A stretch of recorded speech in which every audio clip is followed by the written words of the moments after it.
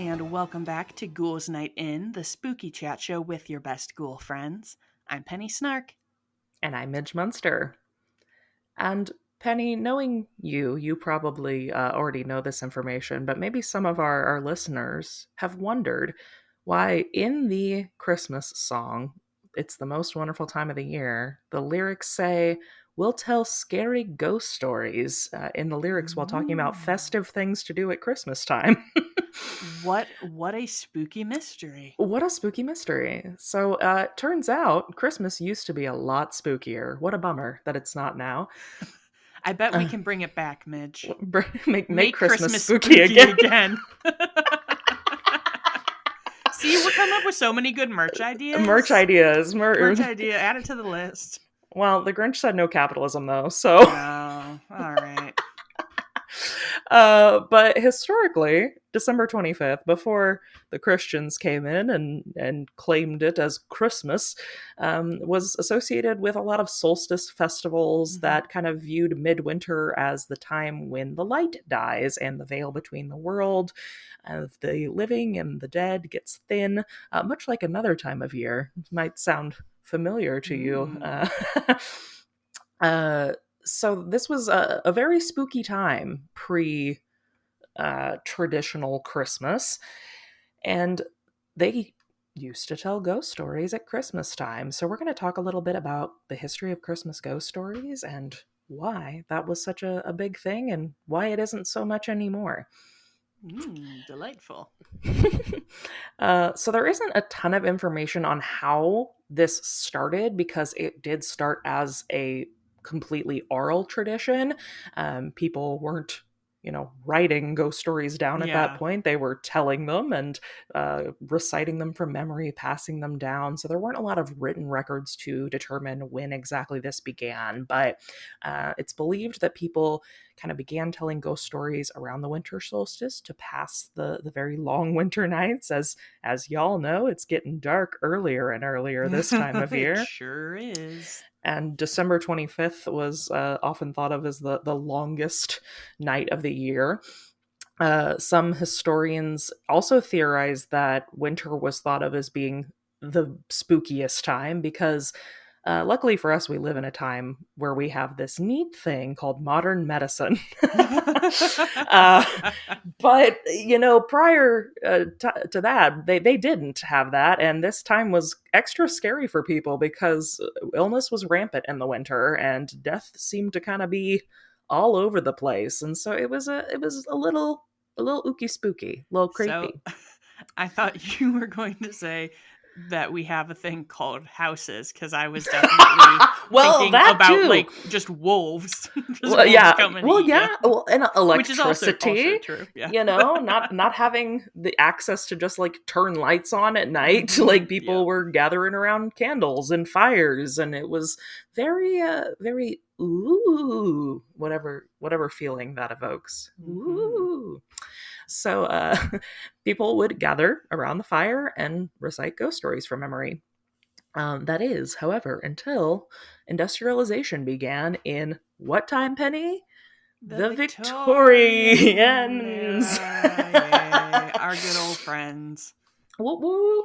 That's why Penny and I, between recording here, I was like, honestly, I can't believe that you didn't prepare this topic. I thought for sure that you were going to come at me with some Victorian ghost stories. Oh, man. I literally had the, that line from the song in my head the other day and was like, oh yeah, spooky ghost stories for Christmas.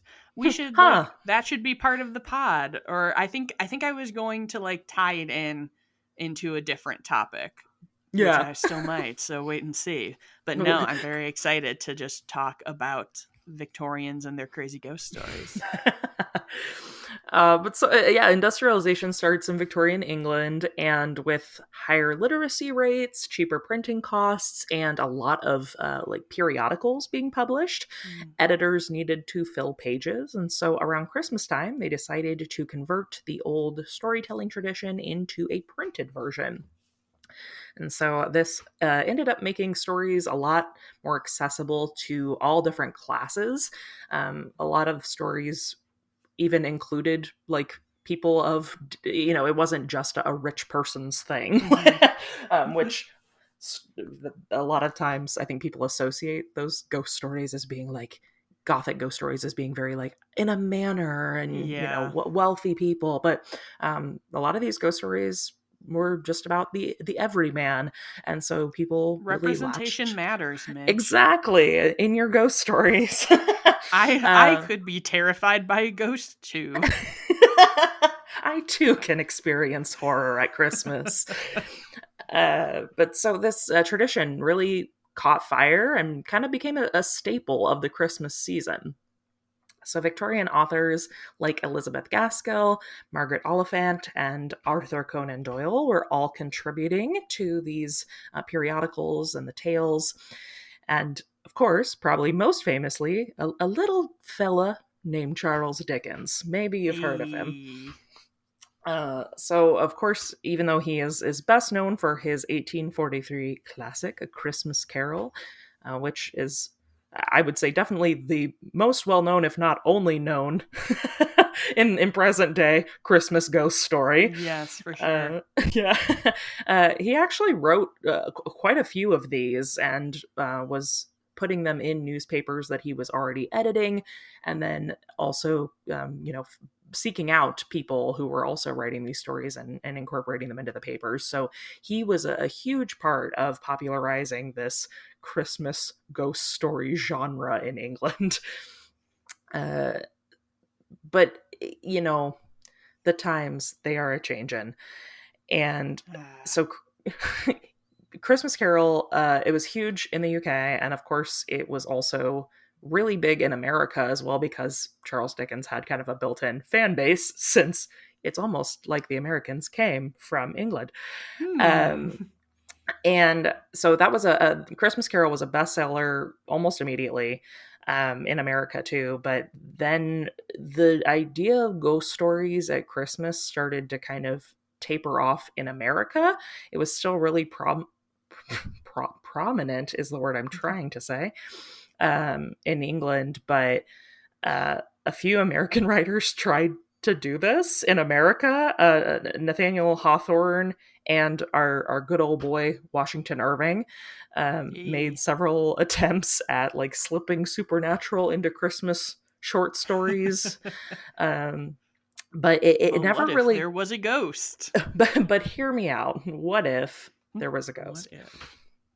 Um, and it never really caught on. So historians believe this was like for a couple of reasons. A, because America was really have you heard about the colonists? and how they weren't really into the idea of like magic or superstition. Yeah, they were They're a little bit strict, I hear. just a tidge, yeah. And so everything, was pretty secular in the New World, and they didn't want to have that tainting their new country. And so uh, a lot of people think that that was why it wasn't super well received. But also, uh, Irish and Scottish immigrants coming over brought the idea of Halloween to America. And so there kind of became a designated time for spooky Mhm. things, for ghosts and goblins. And that kind of became the time of, okay, we deal with this here, and that's it. So Christmas ghosts died out in America, and that's really sad, because now you and I don't get to experience it anymore. But I have a couple of synopsises of some popular Christmas ghost stories from back in the day, and I thought I would share some ones you might want to check out. Ooh, yes, please. Tell me a story, Midge. Tell me a story. Tell me a So, story. please, Papa. Please, mother. So there is one from 1904 called "Oh Whistle and I'll Come to You, My Lad" by M.R. James. And this one is a Christmas time setting, and the protagonist, Parkins, is a Cambridge professor who decides to spend his winter holiday on the southeast coast of England. And then while he is exploring some ruins, he discovers a mysterious bronze whistle.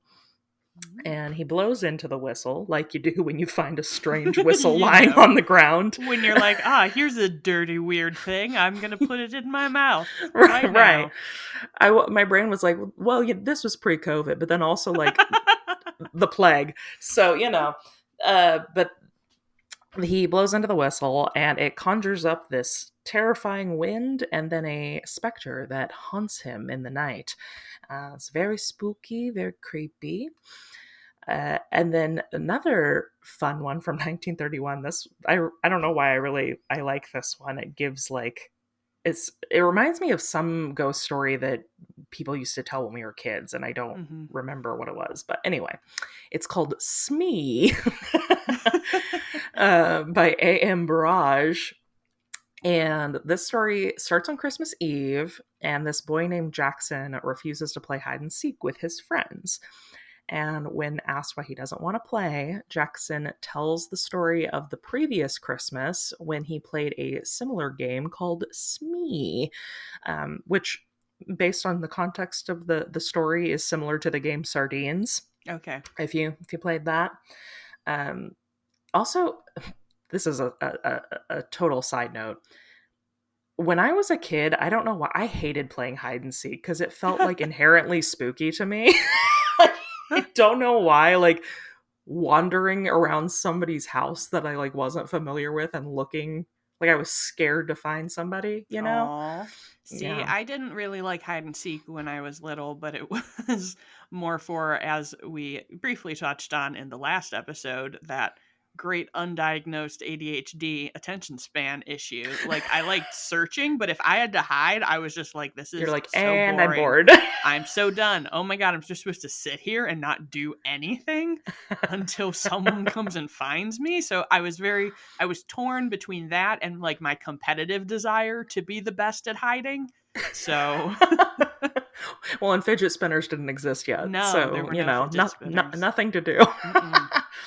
But anyway, our friend Jackson, he doesn't want to play Smee, or no, he doesn't want to play hide and seek because of the game Smee. So yeah, in the, if you're not familiar with Sardines, one person hides and then everybody else looks for them, and if you find the person, you have to hide with them until everybody is in the same location. But apparently packed in like a tin of sardines. Almost as though the name gives a hint. But apparently in this version, when someone finds them, they ask, "Are you Smee?" And they can't answer. And then you have to get in the hiding spot with them. Okay. We don't know who Smee is. I was going to say, who is Smee? Is Smee the ghost? No one knows. And it's not actually, I thought it was going to be part of the ghost story. It's not. It's not explained. He's just like, P.S. I don't like this game. Yeah. Moving on. Anyway. Deadass. But so Jackson was playing this on the previous Christmas, and he finds a little girl who he's like, "Are you Smee?" And she can't answer because that's the thing. And then he gets in the hiding spot with her, and then hours later, all the other kids like are looking for him and come and talk to him, and they're like, "The game ended hours ago, bro. Where have you been?" And he had been sitting beside a ghost the whole time. Bum bum bum. So a lot of these stories kind of remind me of how like White Christmas isn't really a Christmas movie other than the fact that it takes place at Christmas. Most of these Christmas ghost stories have nothing to do with Christmas at all. But they do take place at Christmas time. But yeah, they're really fun, and I still think this would be a really fun tradition to like bring back. It'd be a fun thing to like start with your friends or family. If you're looking for some Victorian ghost stories, I mean, you can find them online, but there is a series of 5 books called the Valancourt Book of Victorian Ghost Stories. I think each book has like 13 stories in it, and they are actual like the woman who edits them together, pulls them together. She is like a historian of like folklore and folk tale. And she literally has like curated these from periodicals from Victorian era and found them all and put them together. So it's really cool.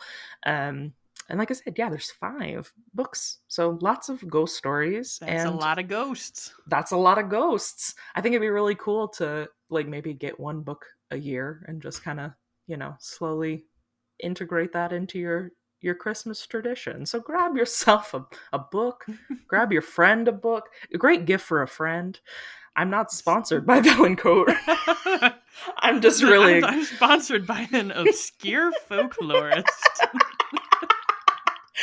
Well, have you seen the books, Penny? I have not. The covers are really beautiful too. They're like creepy but Christmas.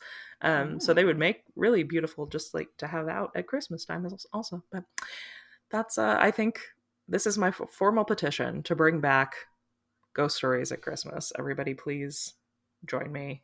Start a new tradition with your families this year. Yes, that would be fab. This one was a little bit shorter because, unfortunately, there isn't a ton of written history about this.